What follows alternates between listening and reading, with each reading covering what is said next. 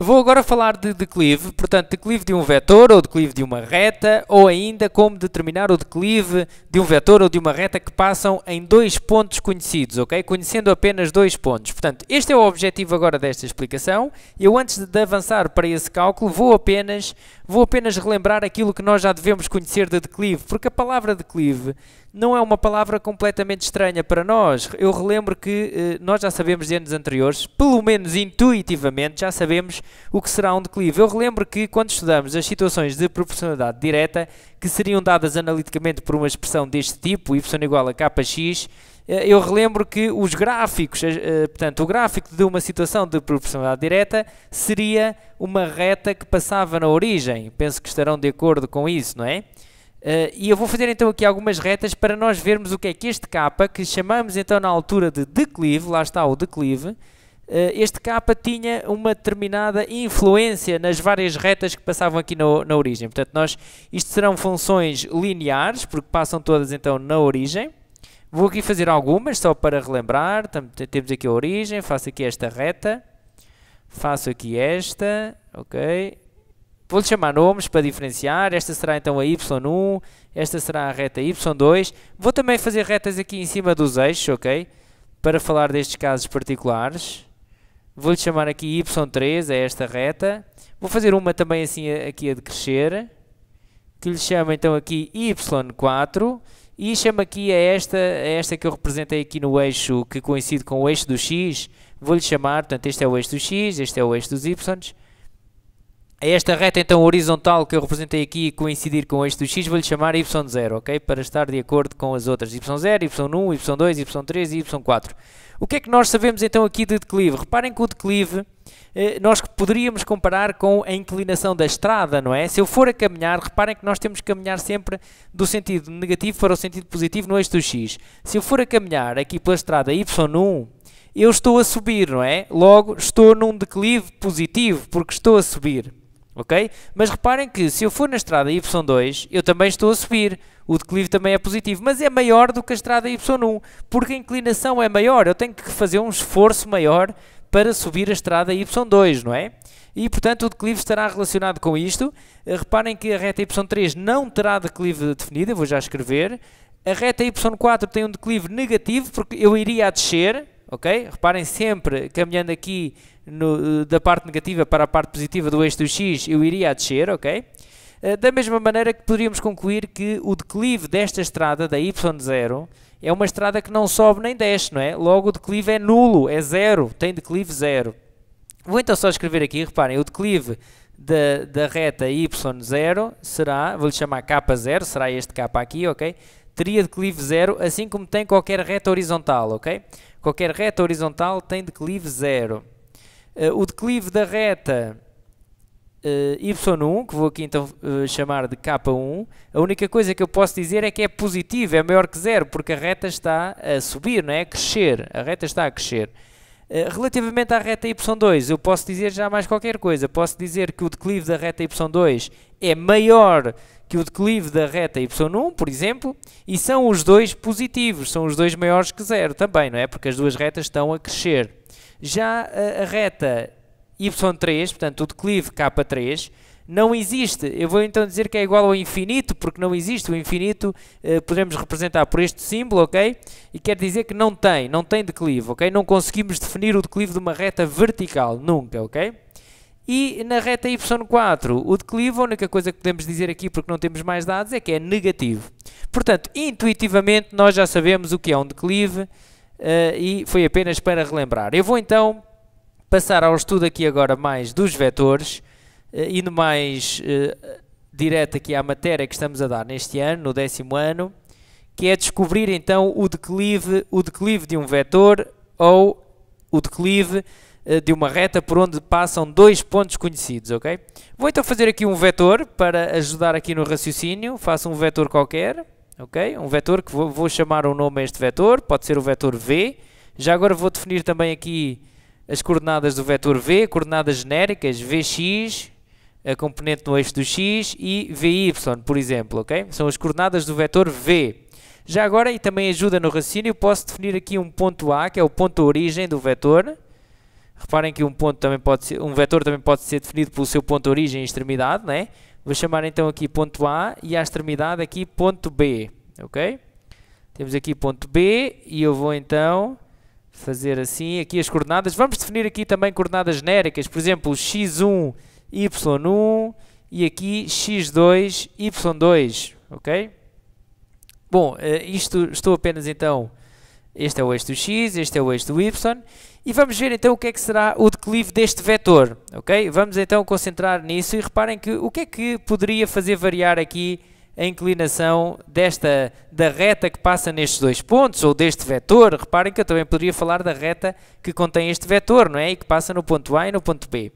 Como é que eu poderia fazer variar então a inclinação desta reta? Reparem que se eu fixar o ponto A e aumentar e subir o ponto B cá para cima, o declive iria ficar maior, não é? Iria aumentar, porque a inclinação do vetor ficava maior. Da mesma forma, se eu fixar aqui o ponto B, fixo, e pegar no ponto A e colocar mais cá para trás, reparem que o declive vai diminuir, não é? E reparem, é este o segredo. O declive será a razão entre a variação aqui no eixo do y, destes dois pontos, e a sua variação no eixo do x. Esta variação, a razão destas variações, portanto, a divisão desta variação por esta, vai dar o declive do vetor, ou o declive da reta que passa nestes dois pontos, ok?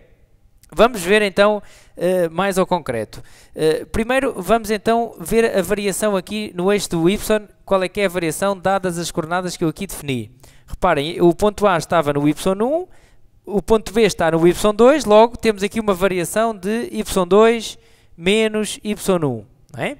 Aqui no eixo do x, qual foi a variação quando passamos do ponto A para o ponto B? Estávamos no x1 e veio para o x2, logo a variação aqui é x2 menos x1, ok? Reparem só agora noutro pormenor, é que estas variações podem ser escritas de outra maneira.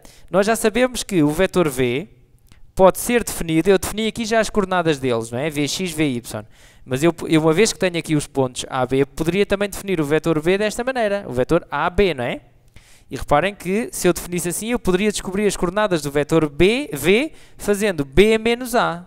E se eu fizer estas contas, portanto, B menos A, reparem o que é que vai dar. x2, y2 menos x1, y1. Se eu fizer aqui as continhas, vamos ficar com x2 menos x1, vírgula, y2 menos y1. E daqui poderemos concluir o quê? Reparem, eu sei também que as coordenadas do vetor, peço desculpa, não é ainda aqui, vou ainda escrever aqui uma outra linha, que é esta linha, ok? Agora já me estava aqui a precipitar. Temos ainda aqui as coordenadas do vetor v, que eu defini então como sendo vx, vy. Ou seja, aqui no meu exercício eu posso dizer isto. Eu posso dizer que vx é igual a x2 menos x1. Reparem que estas coordenadas têm que ser as mesmas, não é? x2 menos x1 e o vy é igual a y2 menos y1. Isto também é uma situação que se percebe bem aqui no desenho, reparem. Eu quero então dizer que y2 menos y1, segundo aqui deduzi, pode ser escrito desta maneira, vy, porque era a coordenada do y do vetor v, ok? Da mesma forma que aqui x2 menos x1 é igual a vx, ok? Reparem que se eu pegasse neste vetor e o colocasse na origem, o valor no eixo do x que eu ia obter era aqui vx, que era esta distância. Okay? E o valor que ia obter aqui no eixo do y seria vy, que era y2 menos y1. Com efeito, isto é tudo igual, ok? Se olharem um pouco para esta dedução, conseguem perceber que y2 menos y1 equivale ao vy, x2 menos x1 equivale ao vx. Bom, e agora vamos então escrever o declive.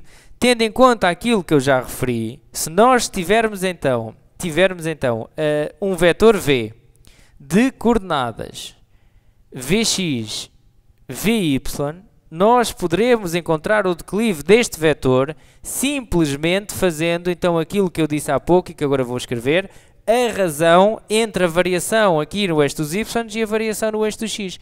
Ou seja, vy sobre vx. Ok? É só fazer na prática, isto é muito simples, ok? Eu estou aqui a ser um pouco teórico, mas na prática, reparem, nós temos o vetor v, tem coordenadas, no componente no eixo do x e a componente no eixo do y. Para determinar o declive do vetor é só fazer m igual à componente y a dividir pela componente x, ok? Eu estou aqui a falar de um M e eu vou já chamar a atenção para isto. Reparem que nós inicialmente estávamos habituados a falar aqui de um K, de uma constante, mas esta constante irá cada vez mais ser representada por M, ok? É apenas uma mudança de letra. Não é obrigatório, poderá continuar a aparecer o K, mas a verdade é que irão ver em muitos exercícios a designação de declive irá ser representada pela letra M, ok? Por isso é que eu já estou aqui a falar de um M. Estou a chamar M ao declive, ok? Bom, nós temos então esta forma para calcular o declive de um vetor. Portanto, na prática será muito fácil. É olhar para as coordenadas do vetor e fazer o y a dividir pelo x. E está calculado o declive, ok?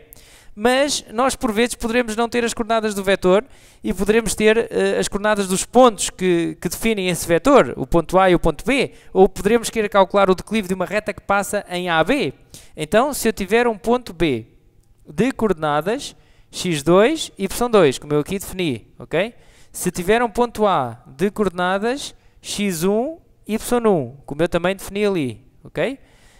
Para calcular o declive do vetor ou da reta que passa nestes dois pontos, é só fazer este raciocínio. Reparem, olhamos para as componentes do y, dos dois pontos, e fazemos apenas y2 menos y1 sobre x2 menos x1. Reparem que estamos a fazer o mesmo. Reparem que eu estou a fazer y2 menos y1. E aqui no vetor coloquei vy. Mas estas coisas são iguais. Reparem que eu aqui estou a fazer x2 menos x1 e na componente do vetor coloquei vx, mas são iguais, ok? É só termos cuidado se estamos a falar de pontos ou de vetores. Se estamos a falar de dois pontos, temos que fazer a subtração das suas ordenadas a dividir pela subtração das suas abscissas, ok? Eu chamo aqui uma atenção especial, é que as ordenadas, a componente do y tem que ficar sempre em cima no numerador, ok? Tanto no vetor como nos pontos. O y sempre em cima. E o x sempre no denominador.